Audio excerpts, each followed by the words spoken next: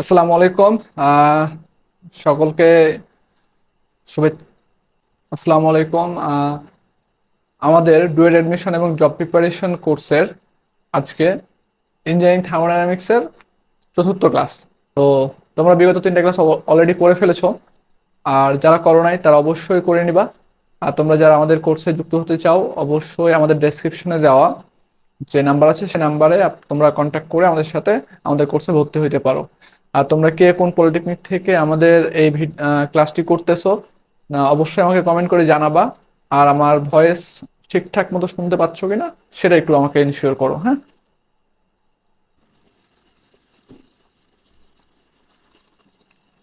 আমাদের engineering thermodynamics এর আজকে হচ্ছে চতুর্থ ক্লাস। তো তোমরা হচ্ছে অবশ্যই যারা ক্লাসটা করতেছো একটু শেয়ার করে দিবা। আর তোমরা ক্লাসটা হচ্ছে যারা মেকানিক্যাল ডিপার্টমেন্টে আছো, অর্থাৎ যাদের হচ্ছে ইঞ্জিনিয়ারিং থার্মোডাইনামিক্স আছে এইবার চতুর্থ সেমিস্টারে, তারাও আমাদের এই ক্লাসটা করে রাখতে পারো। কারণ তোমাদের যে ষষ্ঠ অধ্যায় আছে, সেই ষষ্ঠ অধ্যায় পুরোটাই হচ্ছে আমাদের এই ক্লাসটা যদি তুমি করে থাকো, তাহলে ষষ্ঠ অধ্যায় থেকে কোনো প্রবলেম হবে না। তোমরা ভালো করে জানো ষষ্ঠ অধ্যায় থেকে একটা কোশ্চিন তোমাদের সেমিস্টার ফাইনালে আসেই, হ্যাঁ। পাশাপাশি তোমাদের ডুয়েট অ্যাডমিশনের জন্যও পড়াশোনা করতে পারবে আর কি। সো তোমরা যারা এখন আমাদের কোর্সে এনরোল করো নাই, অবশ্যই আমাদের কোর্সে এনরোল করে ফেলো। কারণ এটা হচ্ছে তোমাদের ডিপ্লোমা শেষ করার পরে তোমরা যখন ডুয়েট অ্যাডমিশন দিবা বা সরকারি চাকরির জন্য প্রিপারেশন নিবা, অথবা তুমি বেসরকারি কোনো একটা ইউনিভার্সিটিতে বিএসসি করবা, তখন এই কোর্সে যা যা পড়ানো হবে অবশ্যই তোমার জন্য বাধ্যতামূলক, মানে লাগবেই। ঠিক আছে। সো তোমরা পলিটেকনিক থাকা অবস্থাতেই তোমরা এটার প্রিপারেশনটা খুব সুন্দরভাবে নিয়ে ফেলতে পারো। যার ফলে কি হবে, তুমি এখন যদি ডিপার্টমেন্ট পার্টটা শেষ করে ফেলতে পারো পলিটেকনিকে থাকা অবস্থায়, তবে তুমি যখন অ্যাডমিশনে যাবা বা বের হওয়ার পরে যখন সরকারি চাকরির জন্য প্রিপারেশন নিবা, তখন তোমার মাথা থেকে অর্ধেক সিলেবাস শেষ হয়ে গেছে। সো তখন তুমি খুব সুন্দর মতো রিভিশন করতে পারবা, এবং তোমার কাছে একটা গুছানো নোট থাকবে, তোমার পড়াশোনা সব গুছানো থাকবে। সো খুব তুমি দ্রুতই খুব তোমার স্বপ্নের বা তোমার লক্ষ্যে পৌঁছাতে পারবা। তো আমি আমাদের প্রাইভেট যে গ্রুপগুলো আছে আর কি, মানে আমাদের কোর্সের যারা স্টুডেন্ট আছে তাদেরকে একটু গুগল মিটের লিঙ্কটা দিয়ে দিই। আর তোমরা একটু কমেন্টে জানাও যে সবকিছু ঠিকঠাক মতো শুনতে পাচ্ছ কিনা। আর তোমরা তোমাদের টাইম লাইনে ভিডিওটা শেয়ার দেওয়া রাখবা, কারণ আমাদের হচ্ছে ইউটিউব চ্যানেলে আমরা হচ্ছে ভিডিও আপলোড করতেছি না। তার কারণ হচ্ছে আহ, তোমরা এই যে ফ্রি ক্লাসগুলো নিচ্ছি, তো ফ্রি ক্লাসগুলো নেওয়ার পরে ইউটিউবে আমরা দিই যখন, তখন তোমরা হচ্ছে না হচ্ছে ভিডিওগুলো হচ্ছে লাইক করো না, কমেন্ট করো না, শেয়ার করো, কিছুই করো না। তো ফ্রিতে তোমাদের এত কিছু দিলে আসলে কোনো কিছুর ভ্যালু থাকে না, যা বুঝতেছি। এই কারণে আমরা হচ্ছে ইউটিউবে ক্লাসগুলো আপলোড করতেছি না।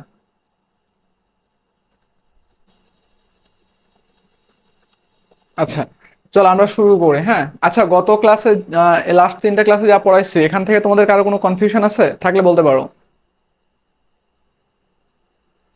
ওকে।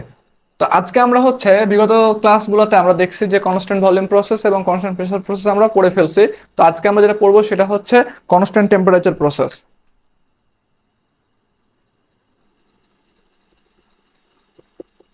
তাহলে আমরা কি বলতেছি যে আমাদের হচ্ছে আজকে যে প্রসেসটা পড়বো আমরা, সেটা হচ্ছে constant temperature process, isothermal process বা স্থির তাপমাত্রা প্রক্রিয়া। যে কোনো একটা ভাবে তোমাকে পরীক্ষার খাতায় দিতে পারে, ঠিক আছে। তো দেখো, এখানে প্রথমতে বলছে আমাদেরকে কনস্ট্যান্ট টেম্পারেচার প্রসেস, তার মানে এখানে কি থাকবে, আমাদের তাপমাত্রা স্থির থাকবে। তাহলে কনস্ট্যান্ট টেম্পারেচার প্রসেসে তাপমাত্রা স্থির থাকবে, ঠিক আছে, মানে তাপমাত্রার কোনো পরিবর্তন থাকবে না, তুমি যে পয়েন্টে যাও না কেন। তো স্থির তাপমাত্রা প্রক্রিয়াটা মূলত বয়েলের সূত্র মেনে চলে। তা আমরা কি বলতেছি,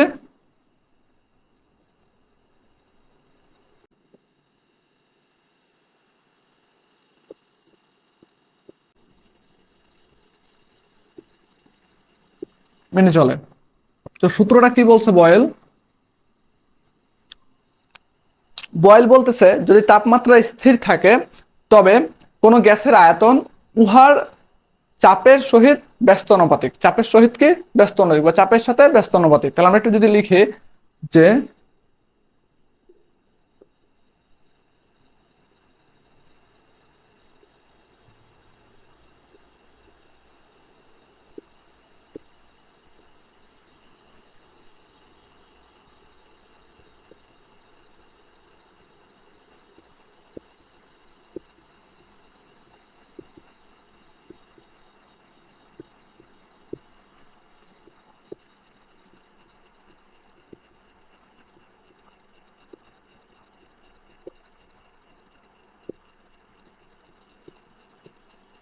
ব্যস্ত অনুপাতিক।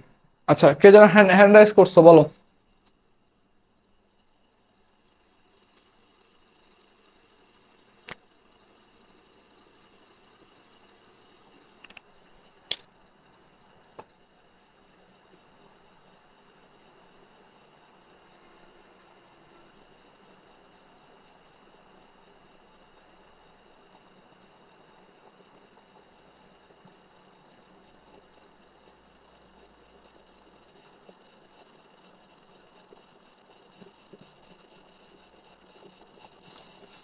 তো আচ্ছা, মেকানিক্যাল ফোর্থের স্টুডেন্ট কোথায়?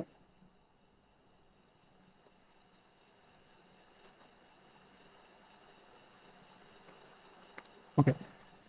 তো এখন দেখো, যদি আমরা এটাকে ম্যাথমেটিক্যালি লিখতে যাই তাহলে বিষয়টা হয় এরকম, দেখো যে তাপমাত্রা আমার স্থির থাকবে, তাহলে গ্যাসের আয়তন, এই আয়তনকে আমরা কি ধরছি, ভি। ভি সমানুপাতিককে ব্যস্ত অনুপাতিক 1/p। তাহলে আমি যদি সমানুপাতিক চিহ্নটা উঠাই তাহলে আমাদের একটা কনস্ট্যান্ট আসবে, তাহলে ইকুয়াল টু কি ধরলাম, কনস্ট্যান্ট কে ইন্টু 1/p। তাহলে এখন দেখো এখানে আমি পি এর মানটা যত বাড়াবো আমাদের ভি এর মানটা তত কমবে, আবার পি এর মান আমি যত কমাবো ভি এর মানটা তত বাড়বে। তাহলে আমি এখান থেকে লিখতে পারি দেখো এরকম, যে পি যদি বাড়ে তাহলে ভি কি হবে, কমবে। আবার যদি পি আমার কমে তাহলে ভি হচ্ছে কি হবে, বাড়বে। ভি হচ্ছে বাড়বে। তো আমরা যদি এখান থেকে আরেকটু লাইন আমার সামনে টানি দেখো, তাহলে আমরা এখান থেকে লিখতে পারি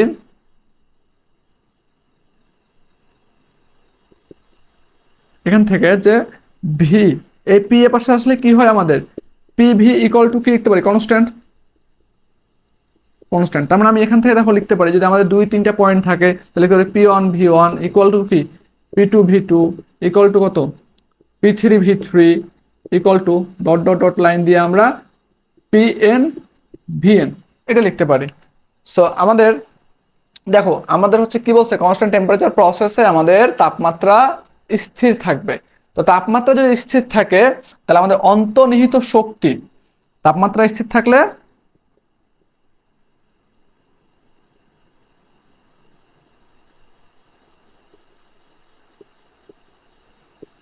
স্থির থাকলে internal energy del E zero. তার মানে দেখো আমরা কনস্ট্যান্ট ভলিউম প্রসেসে পড়ছিলাম কি, যে আমাদের কাজের পরিমাণ শূন্য, কনস্ট্যান্ট টেম্পারেচার প্রসেসে আমাদের কি ইন্টারনাল এনার্জি বা অন্তর্নিহিত শক্তির পরিমাণ কত, শূন্য। এতটুকু মাথায় থাকবে সবার, বলো। ওকে, তাহলে আমি এখন পিভিটিএস ডায়াগ্রাম অঙ্কনটা করি।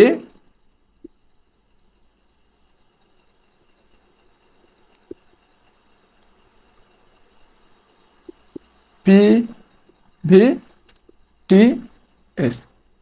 তাহলে দেখো আমরা এখান থেকে কি পাইছি, যে আমাদের চাপ যত বাড়বে বা যত কমবে, চাপ যদি বলি, চাপ আমার যত কমবে আমার আয়তন তত বাড়বে, আর চাপ যত বাড়বে আয়তন তত কমবে। তাহলে এখন আমাকে বলো, যদি আমি এই জায়গা থেকে শুরু করে, ধরো এইখানে আমাদের চাপ ছিল P1, তাহলে এখান থেকে আমি দেখো চাপ যত কমাবো আয়তন তত বাড়বে। তাহলে আমাদের কি ফিগারটা এরকম হয় না, কার্ভটা 2, এটা হচ্ছে আমাদের এক্সপেনশন, এটা হচ্ছে কি আমাদের এক্সপেনশন। তাহলে দেখো এখানে চাপ বেশি ছিল আমাদের,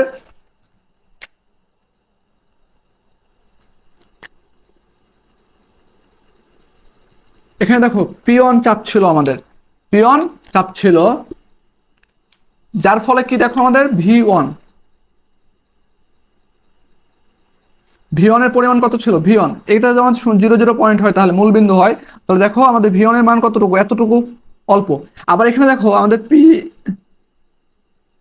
পি টু, দেখো পি টু হচ্ছে চাপের পরিমাণ কমে গেছে, দেখো ভি এর মানে আয়তন হচ্ছে কি হয়েছে, আয়তনটা বেড়ে গেছে। আর টিএস প্লটে যখন আমরা যাব, দেখো কি বলছে, তাপমাত্রা স্থির থাকবে, তার মানে কি আমাদের টি এর কোনো পরিবর্তন হবে না। তাহলে টি কনস্ট্যান্ট, তাহলে টি যদি কনস্ট্যান্ট হয় তাহলে আমাদের এস এর প্যারালাল লাইন হবে না টি এর প্যারালাল লাইন হবে। আমরা গত ক্লাসে মনে হয় পড়ছিলাম যে যদি আমাদের তাপমাত্রা যেটা স্থির থাকবে তার যেটা হচ্ছে, যদি আমি বলি যে তাপমাত্রা স্থির থাকবে তাহলে আমাদের কি এন্ট্রপির প্যারালাল আমাদের দাগ আমাদের লাইন হবে। তাহলে দেখো এটা ছিল 1 নম্বর পয়েন্ট, আমরা এটা হচ্ছে 2 নম্বর পয়েন্ট। তাহলে দেখো আমাদের তাপমাত্রা আমাদের কি হচ্ছে, এখানে তাপমাত্রা স্থির, তাপের পরিমাণ তুমি এই পয়েন্টে যেখানে যাও না কেন এই লাইনের উপরে প্রত্যেকটা জায়গাতে কি তাপমাত্রা সমান। তো পিভিটিএস ডায়াগ্রাম বুঝতে পারছো?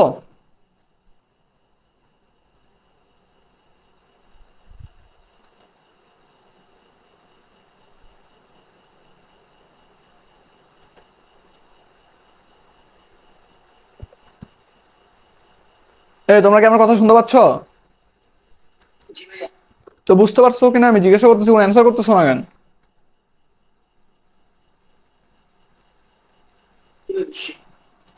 আচ্ছা, তাহলে আমি কোনো কোশ্চেন করবো না, আমি পড়ানোর কাম পড়াই যাচ্ছে, তোমরা না বুঝতে হলে হ্যান্ড রাইজ করো, ঠিক আছে? এটাই ভালো হবে। তাহলে আমি এতটুকু মিশাই ফেললাম।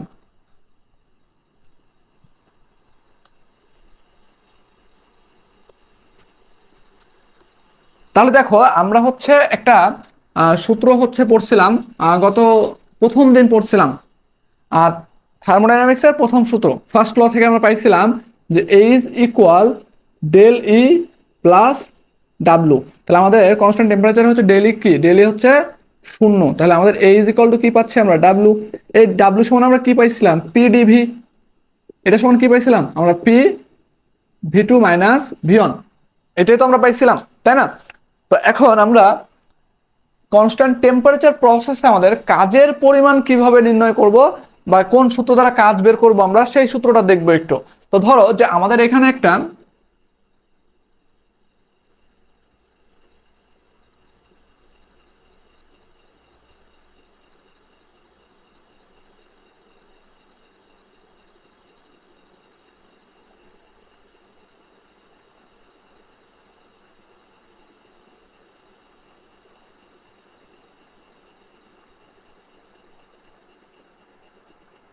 পিস্টন সিলিন্ডার নিছি, এই জায়গাতে ধরো। তো প্রথমে এই জায়গাতে ছিল আমার এই কন্ডিশনে, ধরো 1 নম্বর কন্ডিশন, এখানে হচ্ছে আমাদের 2 নম্বর কন্ডিশন। তো আমাদের এইখানে যখন প্রথমে ছিল তখন আস্তে আস্তে আমি টেনে এই জায়গাতে নিয়ে গেছি। তো আমাদের এখানে দেখো তো আয়তনটা বাড়ছে। তো আমাদের যখন আমরা এখানে টোটাল কি পরিমাণ কাজ হয়েছে সেটা বের করতে হবে। তো টোটাল যখন আমরা কাজ আমরা নির্ণয় করব তখন আমরা যদি একটা ছোট্ট একটা জায়গা কনসিডার করি, ধরো যে আমি ধরো এই জায়গাতে একটা ক্ষুদ্র একটা ফালি নিয়েছি, এইটুকু। তো এই জায়গাতে কাজের পরিমাণ হয়েছে ধরলাম আমরা ক্ষুদ্র অংশকে ডিডাব্লিউ। আর এই জায়গাতে আমাদের আয়তন হচ্ছে ডিভি। আয়তনটা কি আমাদের, ডিভি। তাহলে আমরা যদি এই ফিগার থেকে যদি আমরা কাজের পরিমাণটাকে যদি আমরা ইন্টিগ্রেশন করি, তাহলে দেখো আমরা কাজ সমান কি জানতাম, আমরা প্রথম দিন পড়ছিলাম যে D W equal to P D V. এটা আমরা পড়ছিলাম প্রথম দিন, হ্যাঁ, এবং এটা প্রমাণও করছিলাম। তো দেখো এখানে যে কয় নম্বর থেকে গেছি আমি, 1 থেকে 2, তাহলে এখানে আমার লোয়ার লিমিট হচ্ছে 1, আপার লিমিট হচ্ছে 2। তাহলে ডিডাব্লিউ তাহলে ইকুয়াল টু দেখো যে আমরা এখান থেকে লিখতে পারি পিটা হচ্ছে আমাদের, দেখো তো এখানে আমি ভি এর সাপেক্ষে কি করতেছে, ইন্টিগ্রেশন করতেছে। ভি এর সাপেক্ষে আমরা ইন্টিগ্রেশন করতেছি। তো এখন দেখো এইখানে আমাদের 1 2 আমরা পড়ে আসছি এরকম যে P one V one equal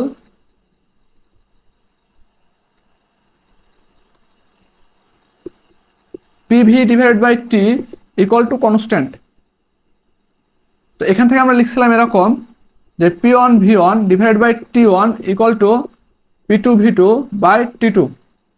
এটা তোমরা হচ্ছে আমরা পড়ছিলাম। তো এখন দেখো এখান থেকে আমরা যদি বলি যে আমার এখানে পি আছে শুধু, তাহলে আমরা এখান থেকে বলতে পারি দেখো এরকম যে আমরা পি ওয়ান ভি ওয়ান না লিখে আমরা যদি ডিরেক্ট লিখি এরকম যে P V by T equal to P one V one by T one.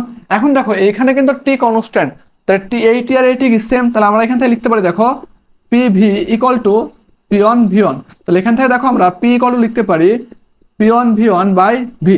তো আমরা পি এর সমান ওই মানটা বসাই দিব ওখানে, ওই মানটা কি করব, বসাই দিব। তাহলে দেখো আমরা এখান থেকে লিখতে পারি এই পি সমান P one V one by V into D V. তাহলে এখান থেকে দেখো আমরা লিখতে পারি এখানে যদি কিছু না মানে 1 আছে, তো 1কে ইন্টিগ্রেশন করলে যা সবাই করবো সেটাই হবে। তাহলে ডাব্লু 1 থেকে 2, মানে 1 থেকে 2 এ যাইতে আমার কতটুকু কাজ লাগছে। তবে দেখো এখান থেকে আমাদের ভি এর সাপেক্ষে আমরা ইন্টিগ্রেশন করতে, তাহলে আমাদের ভি বাদে বাকি সব বের হয়ে যাবে বাইরে কনস্ট্যান্ট। তাহলে এইটুকু আমাদের কি কনস্ট্যান্ট। তাহলে আমরা লিখতে পারি কি P one V one root of integration 1 to 1 by V D V. তাহলে আমরা যদি বলি এখানে 1 থেকে 2, তো দেখো এখান থেকে লিখতে পারি আমরা পি ওয়ান ভি ওয়ান, এইটাকে আমরা ইন্টিগ্রেশন করলে পাই লন ভি। তাহলে এখান থেকে দেখো আমরা লিখতে পারি ডাব্লু 1 থেকে 2 equal to P one V one. আমরা এখন লিমিটগুলোর মান বসাবো। তাহলে লিখতে পারি দেখো ln V two minus ln V one তাহলে আমরা এখান থেকে যদি একটু লিখি, এখান থেকে দেখো যে W1 থেকে 2, তাহলে লিখতে পারি আমরা দেখো P1 V1। এই যে আমরা হচ্ছে লনের ক্ষেত্রে দেখো তো মাইনাস থাকলে কি ভাগ হয়ে যায়, তাহলে আমরা এখান থেকে লিখতে পারি কি বলো, লন V2/V1 লেখা যায় না আমাদের? তাহলে লিখতে পারি আমরা লন V2/V1। ওকে, তো আমরা লনকে উঠাই ফেলবো, লনকে উঠাই ফেলে আমরা লগে লগ নিয়ে আসবো। তার আমরা লনকে উঠাইলে আমরা কি দেখো তো 2.3 আমাদের গুণ হয় না সাথে, তাহলে P1 V1 এই লন উঠাইলে আমাদের লাগে 2.3 লগ V2/V1। ওকে, তাহলে আমরা এখান থেকে লিখতে পারি W1 থেকে 2 equal two 2.3 P1V1 log V2/V1। তো আমাদের কাজের পরিমাণ নির্ণয় করার সূত্র হচ্ছে এইটা, কনস্ট্যান্ট টেম্পারেচার প্রসেসে। ওকে, তাই কনস্ট্যান্ট টেম্পারেচার প্রসেসে আমরা কাজের পরিমাণ নির্ণয় করতে পারবো না এখন। এখানে P1 হচ্ছে আমাদের প্রথম ইনার্সিয়া অবস্থায় চাপ, V1 হচ্ছে ইনার্সিয়া অবস্থায় আয়তন, তারপর হচ্ছে লগ V2/V1 শেষ আয়তন ডিভাইডেড বাই আদি আয়তন। এখন আমার ধরো পিভি দেওয়া নাই, আমার পিভি কি নাই, দেওয়া নাই, তাহলে আমরা দেখো তো একটু যদি একটু নিচে লিখি তাহলে আমরা কি লিখতে পারি দেখো W1 থেকে 2 2.3 ইন্টু পিভির বদলে কি লিখতে পারি দেখো, P1 V1 এর বদলে আমরা দেখো পড়ছিলাম এরকম যে এই এরিয়া দেখা যায়, দেখো আমরা পড়ছিলাম PV ইকুয়াল টু MRT। তাহলে যদি আমরা বলি এখানে যেহেতু P1 V1 আছে, তাহলে আমি লিখতে পারি না দেখো তো P1 V1 equal to MRT1 লেখা যায়? তাহলে আমরা P1 V1 এর জায়গাতে লিখতে পারি আমরা MRT1 লগ V2/V1। ওকে, সো আমাদের হচ্ছে কি ডাটার উপরে ডিপেন্ড করবে যে আমরা হচ্ছে কোন ফরম্যাটে কি করব, কাজের পরিমাণ নির্ণয় করব। এখন তোমার কাছে ধরো যে আয়তন, আদি আয়তন এবং শেষ আয়তন তোমার কাছে দেওয়া নাই, বাট প্রথম অবস্থায় প্রাথমিক অবস্থার প্রেসার এবং শেষ অবস্থার প্রেসার দেওয়া আছে, তাহলে সেই ক্ষেত্রে আমরা কি করতে পারি? তো আমি এতটুকু মিশাই ফেললাম, ঠিক আছে? ওকে, তোমরা জয়েন করছো কয়জন? ওকে, তো দেখো এটা আমরা মিশাই ফেললাম।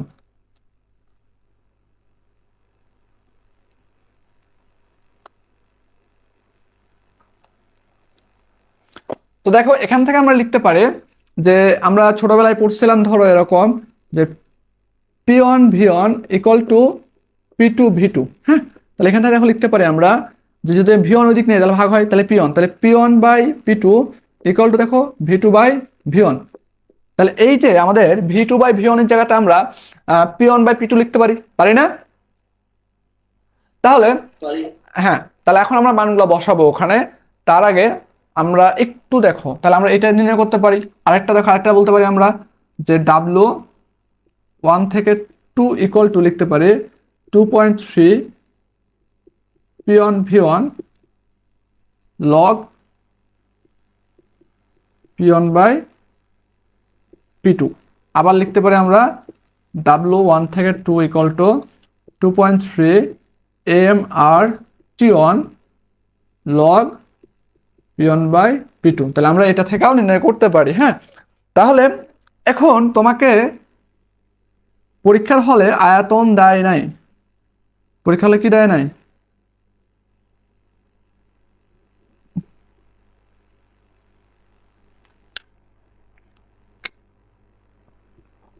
পরীক্ষা হলে আয়তন দেয় নাই, তোমাকে বলছে কম্প্রেশন রেশিওর মান দিয়ে দিছে, কম্প্রেশন রেশিওর মান। তাহলে কম্প্রেশন রেশিও বা এক্সপেনশন রেশিও, ঠিক আছে?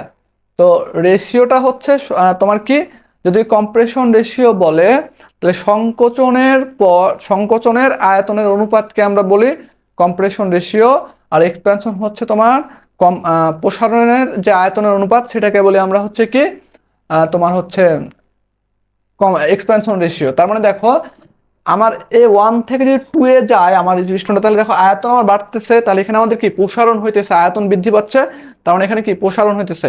তাহলে এইখানে দেখো আমরা এক্সপেনশন রেশিও যদি বলি তাহলে আমাদের এখানে আয়তন বড় কে, তাহলে আমি দেখো লিখতেছি এখানে রেশিওকে তোমার হচ্ছে আর আর দ্বারা প্রকাশ করি আমরা। তো আর এর এখানে সি থাকলে কম্প্রেশন রেশিও এবং আর এর এখানে ই থাকলে এক্সপেনশন রেশিও, ঠিক আছে? মনে থাকবে? তাহলে এখান থেকে দেখো লিখতে পারি আমরা বড় বাই ছোট, সহজ মাথায় রাখবা, ঠিক আছে। তাহলে আমাদের বড় আয়তনকে, বড় আয়তন হচ্ছে ভি2, ছোট আয়তন হচ্ছে ভি1। দেখো আয়তনের পরিমাণ, বড় আয়তন হচ্ছে ভি2, ছোট আয়তন হচ্ছে ভি1। তাহলে আমরা এখান থেকে বলতে পারি যদি আমাদের কখনো রেশিও দেওয়া থাকে, এক্সপ্যানশন রেশিও বা কম্প্রেশন রেশিও, তাহলে আমরা কি করতে পারি, মানটা বসাই দিলে এখানে যদি আমরা ভি2/ভি1 সমান মান বসাই, তাহলে আমাদের কি আমরা মানটা পেয়ে যাব না, বলো। ওকে, তাহলে এই ছিল আমাদের মূলত এক্সপ্যানশন এবং কম্প্রেশন রেশিওর ক্ষেত্রে তোমার হচ্ছে আর কাজ নির্ণয়ের সূত্র এই কয়টাই, ঠিক আছে। এখন বাকি যে সূত্রগুলো আমাদের আছে, আমরা সচরাচর যে সূত্রগুলো পড়ে আসছিলাম 12টা সূত্র প্রথমে, ওই 12টা সূত্র ওখান থেকে আমাদের লাগবে এবং নতুন ভাবে এটা হচ্ছে অ্যাড হবে আর কি। সো এইটুকু তোমরা ক্লিয়ার হয়েছো সবাই? ওকে, তাহলে আমরা আরেকটা প্রসেসে যাব, সেটা হচ্ছে তোমার আমাদের আরেকটা প্রসেস বাকি আছে, সেটা হচ্ছে আইসেন্ট্রপিক প্রসেস বা রিভার্সেবল অ্যাডিয়াবেটিক প্রসেস বা রুদ্রতাপীয় প্রক্রিয়া যেটা বলি আমরা।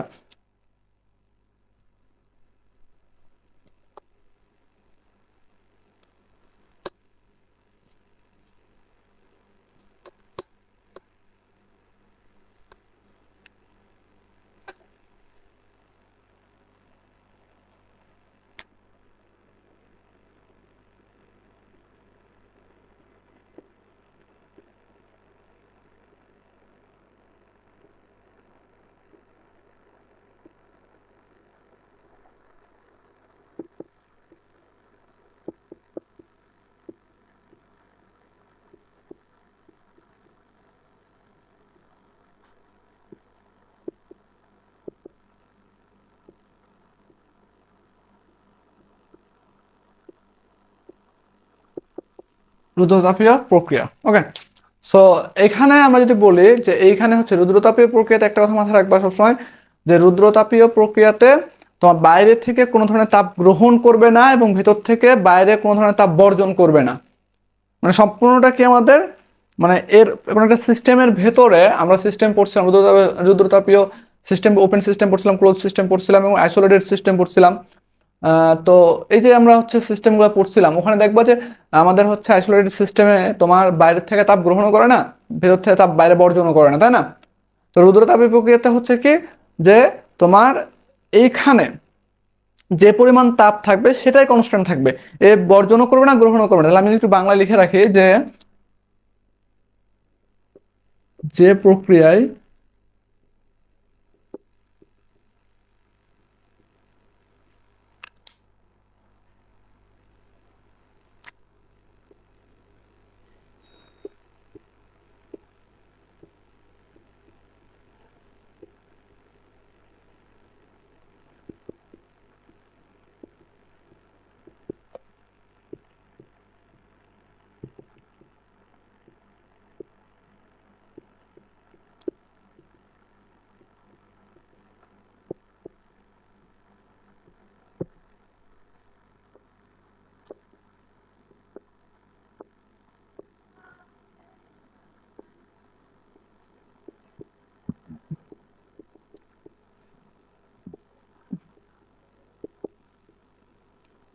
তাহলে কি বলছে, আমরা বাইরে থেকে তাপ গ্রহণ করবে না এবং বর্জন করবে না, তাহলে তাপের পরিমাণ কত এখানে, তাহলে তাপের পরিমাণ কত এখানে, যে তাপের কোনো আদান প্রদান হবে না, তাপের পরিমাণ কত, শূন্য না? তবে এখানে হিট হচ্ছে শূন্য, তাপের পরিমাণ শূন্য। ওকে, আর আরেকটা কি হয় চিন্তা পাই আমরা, যে কোনো কিছুর হঠাৎ পরিবর্তন বললে, কোনো কিছুর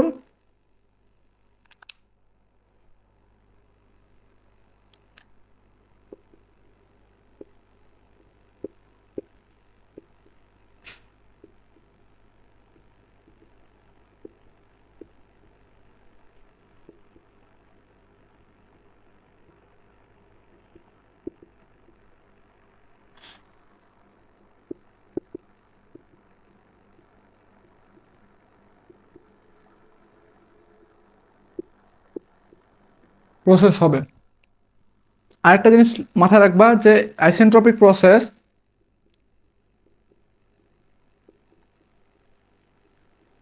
প্রসেসে এন্ট্রপি স্থির থাকে। এনট্রপি কি থাকে, স্থির থাকে। সো এতটুকু তো মাথায় থাকবে, তাই না? ওকে, তোমাদের লাইভ হচ্ছে? হ্যাঁ হচ্ছে। তো এখানে তোমার আইসেন্ট্রপিক প্রসেসে একটা সূত্রের উপর বেস করে, সেটা হচ্ছে P V to the power gamma equal to constant, P V to the power into constant. ঠিক আছে, তো আমরা গামার মানটা জানি যে 1.4, এটা আমরা হচ্ছে পড়ে আসছি। ঠিক আছে, আমরা 1 পরমাণু হলে কত হবে, 2 পরমাণু হলে কত হবে, 3 পরমাণু হলে গ্যাসের হলে কত হবে, সেটা আমরা আস্তে আস্তে ম্যাথ করার সময় দেখবো। হ্যাঁ, তো এতটুকু হচ্ছে আমি মিশাই ফেলতেছি। এরপর আমরা যাব হচ্ছে এইখানে আমাদের কি কি সূত্র লাগতে পারে, এখানে আমাদের হচ্ছে কাজিনের সূত্র কি হইতে পারে, তারপরে আরো ইত্যাদি ইত্যাদি যা যা আছে। হ্যাঁ, তো দেখো যে আমরা লিখছিলাম এরকম যে P V to the power gamma equal to constant, equal to constant.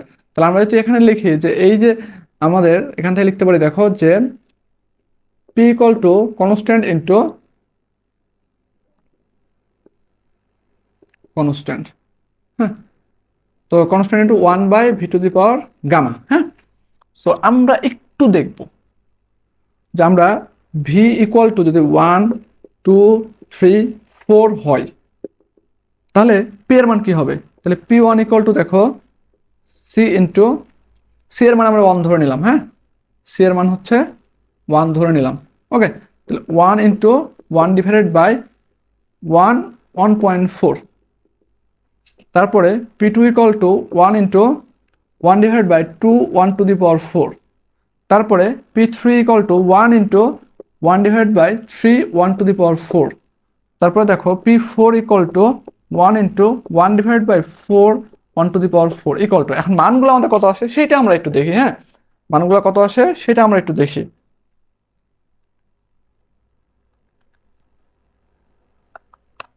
এটার মান আছে 1। ওকে,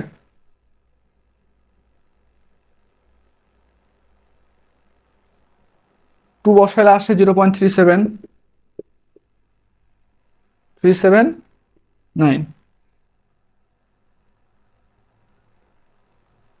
3 বসাইলে আসে 0.2147। 4 বসাইলে আসে 0.14358। তাহলে দেখো আমাদের ভি এর মানটা যত বাড়তেছে, আমাদের ভি এর মানটা যত বাড়তেছে, আমাদের আয়তন তত কি হইতেছে না, ভি এর মান যত বাড়তেছে পি এর মান তত কি হইতেছে কমতেছে না। তাহলে আমি যদি এখন এখানে পিভিটিএস ডায়াগ্রাম অঙ্কন করি,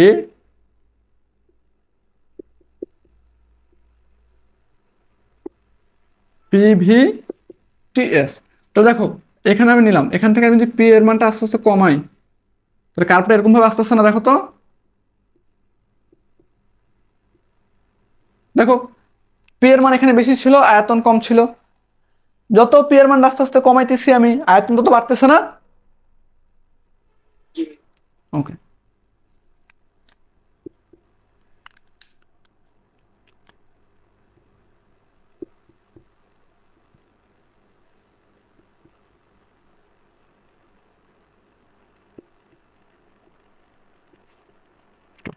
এখন আমরা কি বলছি দেখো, যে আমাদের আইসেন্ট্রপিক প্রসেসে এন্ট্রপি কনস্ট্যান্ট থাকবে। এন্ট্রপি কে এস না? তাহলে এটা যদি কনস্ট্যান্ট থাকে, দেখো তো আমরা এইভাবে বলতে পারি না? এটা রেখে টেনে দিয়েছি।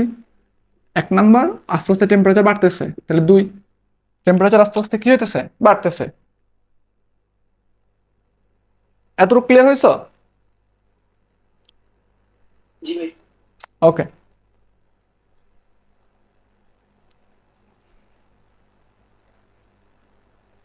তো এটা আমি হচ্ছে পিভি মিশাই ফেললাম। এখানে আরো কিছু বিষয় আছে, এবার হচ্ছে আমরা সেইগুলা দেখবো। হ্যাঁ, যে আরো কি কি ভাবে আমরা হচ্ছে মানগুলো নিই, কারণ তুমি এই P V to the power gamma divided by তোমার হচ্ছে যে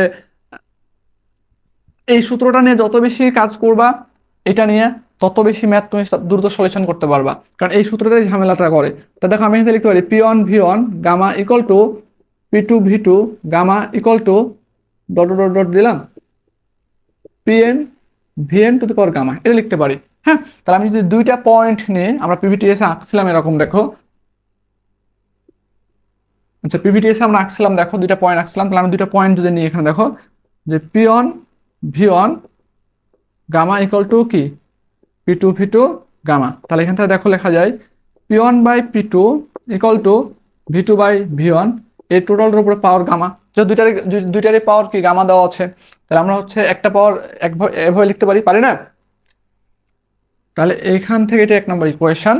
যদি আমাদের ডাটার উপর ডিপেন্ড করবে যে আমরা এই সূত্রটা ইউজ করবো কিনা। এখন তোমাকে এই সূত্র দেওয়া নেই, দেওয়া নেই, তাহলে আমরা দেখো লিখতে, আমরা হচ্ছে পড়ে আসছিলাম ছোটবেলায়, আমি এখানে লাইনগুলো রাখতেছি ফাঁকাটা, আমরা পড়ছিলাম এরকম দেখো যে P one V one divide by T one equal to P two V two by T two.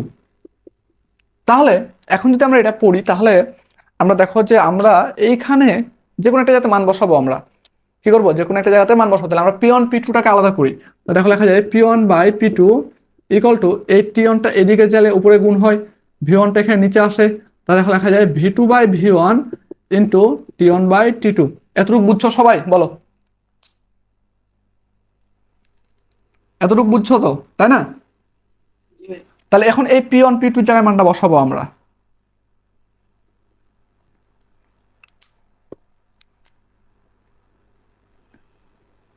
এটা একটা ইকুয়েশন কিন্তু আমাদের অঙ্ক করার সময় লাগবে। তাহলে এখন দেখো আমরা লিখতে পারি যে V two by V one into T one by T two. আচ্ছা এর উপরে কিছু নাই, মানে পাওয়ার ওয়ান আছে না, ইকুয়াল লিখতে পারি V two by V one এরপর গামা। এতটুকু ক্লিয়ার হচ্ছে? এখন এটা যদি ওই পাশে ভাগ হবে না, তাহলে লিখতে পারি আমরা দেখো যে T one by T two equal V two by V one এর উপরে power gamma divided by V two by V one এর উপরে পাওয়ার ওয়ান। তাহলে এখন দেখো আমাদের দুইটারই হচ্ছে বেজ সেম, তাহলে আমরা এটা লিখতে পারি দেখো যে T one by T two equal to V two by V one আর হচ্ছে পাওয়ার দুইটার কি বিয়োগফল, লেখা যায় এটা? আচ্ছা এটা পড়ছিলা না নতুন দেখতেছো কোনটা?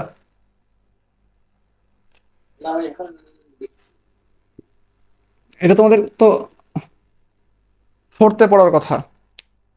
তো এইটা হচ্ছে একটা ইকুয়েশন, তাহলে একটা ইকুয়েশন দুইটা ইকুয়েশন। তাহলে আমরা যদি ধরো এখানে এখন আমাদের অঙ্কে টেম্পারেচার দেওয়া আছে এবং আয়তন দেওয়া আছে, তাহলে আমরা এই সূত্র থেকে আমরা মানগুলো বের করব। যদি আমাদের প্রেশার এবং আয়তন দেওয়া আছে তাহলে এই সূত্র দিয়ে আমরা বের করব। এখন তোমাকে দিয়ে দিছে কি, এখন তোমাকে হচ্ছে দিয়ে দিছে যে প্রেশার এবং টেম্পারেচার দিয়ে দিছে, প্রেশার এবং টেম্পারেচার দিয়ে দিছে, আয়তন নাই, তখন আমরা কিভাবে বের করতে পারি? তাহলে দেখো এখন আমি যদি এই সূত্রটাকে আবারও লিখি এভাবে দেখো যে P one V one divide by T one equal to P two V two by T two. তাহলে এখান থেকে দেখো আমার টি এদিকে আসে যদি যায় তাহলে দেখো এরকম লেখা যায় না যে T two by T one into P one by P two equal V two by V one, লেখা যায়?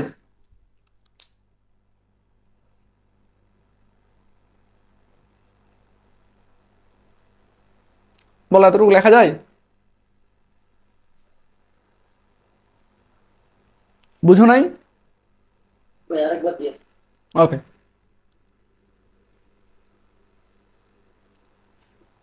আর গুণ করো তাহলে কি থাকে দেখো P one V one T two equal to P two V two T one. তাহলে এখন আমরা কি করব, আমরা ভি আয়তনটাকে এক সাইডে নিয়ে আসবো, বাকিগুলো সব এক সাইডে নিয়ে যাবো। তাহলে দেখো আমি যদি এই ভি টু কে এখানে রেখে দিই এবং এই ভি ওয়ান যদি দিক নিয়ে যায় তাহলে দেখো এরকম হয় না? আর এই তাহলে এই পি টু এবং টি ওয়ান নিয়ে আসলে ভাগ হয়, তাহলে লিখতে দেখো P one into T two আগে থেকেই ছিল divided by P two into T one equal to দেখো V two by V one, লেখা যায়? এবার এখান থেকে দেখো এরকম লেখা যায় T two by T one into P one by P two equal to V two by V one. আমরা আলাদা আলাদা করে লিখছি, কোনো সমস্যা আছে? আচ্ছা এতটুকু কে কে বোঝো নাই বলো এবার?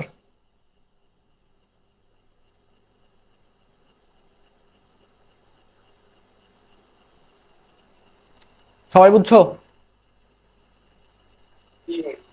ওকে ফাইন, তাহলে তো আমাদের প্রমাণ মোটামুটি শেষের পথে।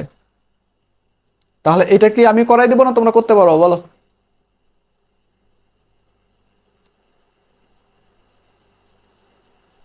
চেষ্টা করি। হুম।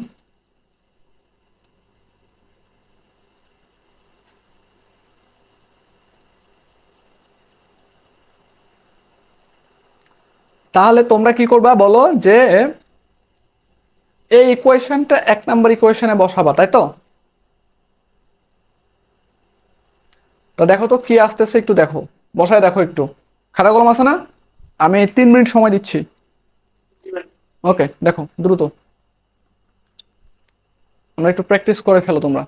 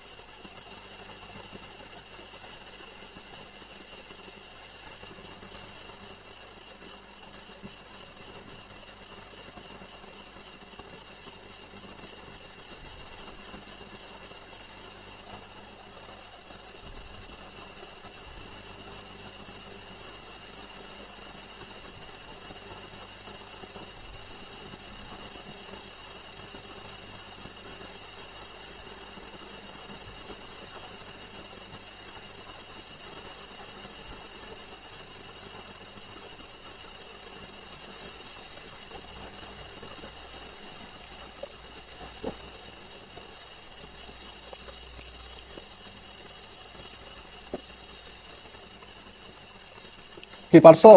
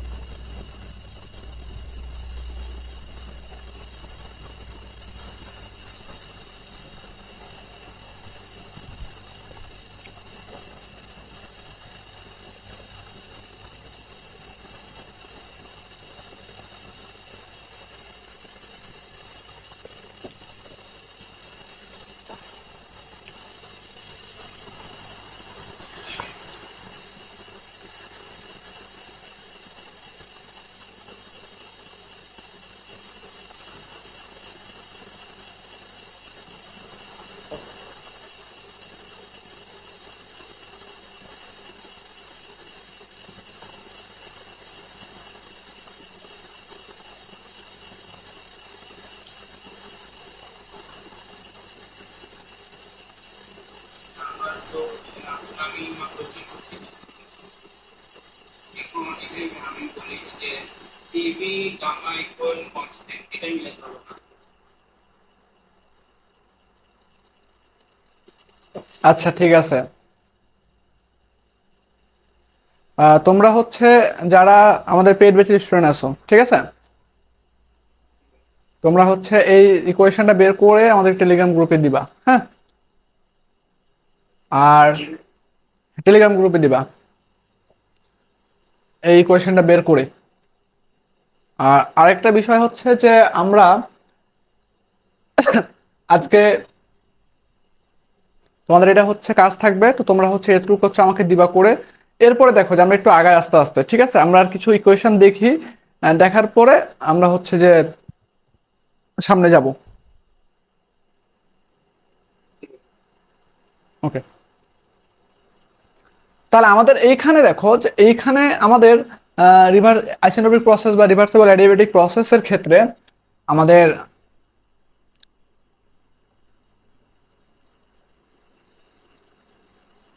তাহলে আমাদের হচ্ছে টেম্পারেচার এবং প্রেসারের যে সম্পর্ক সেটা আমরা রাখলাম তোমাদের হোমওয়ার্ক হিসেবে।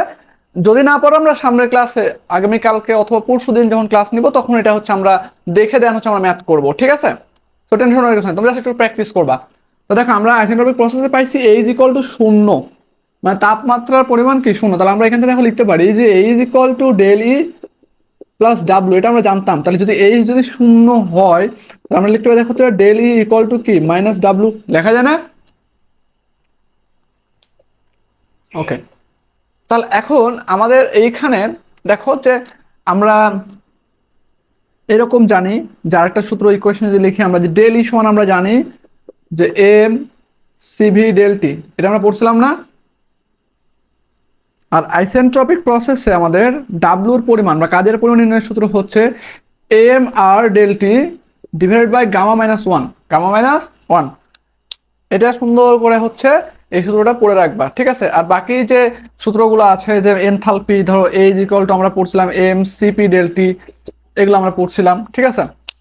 সো এগুলো হচ্ছে আগের গুলো লাগবে আর কি। সো নতুন হচ্ছে আমরা পাইছি কে, ডাব্লুটা পাইছি আমরা নতুন হিসেবে এখানে।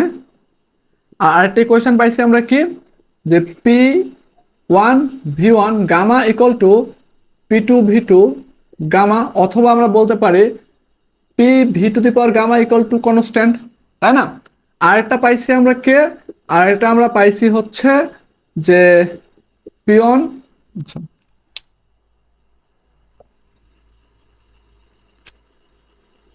টি one by T two equal to V two by V one, এর উপরে কি গামা মাইনাস ওয়ান, এটা একটা পাইছি আমরা। হচ্ছে চাপের সাথে আয়তনের সমীকরণ পাইছি, একটা সম্পর্ক পাইছি, এবং তাপমাত্রার সাথে আয়তনের সম্পর্ক পাইছি, এবং তোমাদেরকে বলছি কি যে তাপমাত্রার সাথে প্রেসারের যে সম্পর্ক সেটা তোমরা মিলাবা, এটা তো বলছি তাই না? আর না পারলে আমরা হচ্ছে নেক্সট ক্লাসে দেখবো। তো আমাদের হচ্ছে প্রসেস যে চারটা আছে আমাদের মূলত লাগবে, যে constant pressure process, constant volume process, তারপর হচ্ছে কনস্ট্যান্ট তোমার হচ্ছে যে টেম্পারেচার প্রসেস, এবং আইসেন্ট্রপিক প্রসেস। তো আমরা চারটা প্রসেস বিস্তারিত আমাদের মোটামুটি আলোচনা হয়েছে। তো আমরা হচ্ছে সামনের ক্লাসে আজকে যতটুকু রাখছি আমরা হোমওয়ার্ক, সেটা হচ্ছে আমরা সলভ করব, দেন হচ্ছে আমরা ম্যাথ করব, প্রসেসের ম্যাথগুলো করব, হ্যাঁ। তো তোমাদের হচ্ছে এই ক্লাসে মনে করো আমরা একটু পলিট্রপিক প্রসেসটা সামনের দিন দেখবো। পলিট্রপিক প্রসেস থেকে ম্যাথ হয় না, কোশ্চিন হয় না আর কি, তারপর আমরা একটু জেনে রাখবো, ঠিক আছে। আমরা প্রসেস শেষে আমরা এটা জেনে রাখবো। তো এতটুকুই হচ্ছে ইয়া। এবং এই যে চারটা প্রসেস, এই চারটা ক্লাস তুমি যদি করো, এবং হচ্ছে আমরা যে চারটা ক্লাস নিয়েছি, চারটা ক্লাস, এবং তোমার হচ্ছে যে আগামী যে ম্যাথগুলো করব আমরা, সেই ম্যাথগুলো যদি করো তাহলে তুমি তোমার অ্যাডমিশনের জন্য বা জব প্রিপারেশনের জন্য প্রসেসের অধ্যায়টা শেষ হয়ে যাবে। আর এই প্রসেসের অধ্যায় আমি যতটুকু পড়াইছি ডুয়েট অ্যাডমিশনের কোর্সে, তোমরা যারা পলিটেকনিকে আছো ফোর্থ সেমিস্টারে তোমাদের ইঞ্জিনিয়ারিং থার্মোডাইনামিক্স আছে, তো তারা হচ্ছে অনায়াসে বেশ দুই তিনটা চ্যাপ্টার হচ্ছে এই একটা অধ্যায়ে কাভার হবে। তুমি দুই তিনটা চ্যাপ্টারের হচ্ছে তুমি সংক্ষিপ্ত সংক্ষিপ্তগুলো পেয়ে যাবা। পাশাপাশি হচ্ছে তোমরা ষষ্ঠ অধ্যায়ের পূর্ণাঙ্গ হচ্ছে আহ, আহ, যতগুলো প্রসেস আছে আমাদের সম্পর্কে বিস্তারিত আলোচনা, কারণ ওই ছয় অধ্যায়টা সম্পূর্ণটাই প্রসেস নিয়ে আলোচনা করা হয়। তো তুমি ছয় অধ্যায়টা কমপ্লিট করতে পারবা যদি এই ক্লাসগুলো করে থাকো। তাহলে আমরা ফিফথ অধ্যায়ে তোমাদের হচ্ছে ম্যাথ আছে কিছু, সো ম্যাথগুলো তোমরা কমপ্লিট করতে পারবা। তো ম্যাথ হচ্ছে আমাদের এই যে 4টা ক্লাস নিয়ে 4টা ক্লাসের বেসিক দিয়েই তুমি হচ্ছে পঞ্চম এবং ষষ্ঠ অধ্যায়ের ম্যাথ অনায়াসে করতে পারবা, ঠিক আছে? সো তোমরা যারা পলিটেকনিকে থাকা অবস্থাতেই ডুয়েট অ্যাডমিশন বা জব প্রিপারেশনের জন্য ডিপার্টমেন্ট অংশ মানে প্রস্তুতি নিতে চাও, তা তোমরা হচ্ছে আমাদের এই ডিপার্টমেন্টের কোর্সে যুক্ত হইতে পারো। ওকে, তো আমাদের কোর্সে যুক্ত হইতে অবশ্যই আমাদের পেজে অথবা 01923 34565 7 অথবা 01717434608 এই নাম্বারে হোয়াটসঅ্যাপে সরাসরি কল করতে পারো অথবা মেসেজ করতে পারো, ঠিক আছে? সো আর তাছাড়া তোমাদের হচ্ছে একাডেমিক কোর্সও চলমান। তোমরা যারা একাডেমিক কোর্সে যুক্ত হতে চাও তারা অবশ্যই হচ্ছে কি করবা, আমাদের সাথে যোগাযোগ করতে পারো। তো আজকের ক্লাস এই পর্যন্তই। আল্লাহ হাফেজ। জি, আসসালামু আলাইকুম। ওয়ালাইকুম আসসালাম।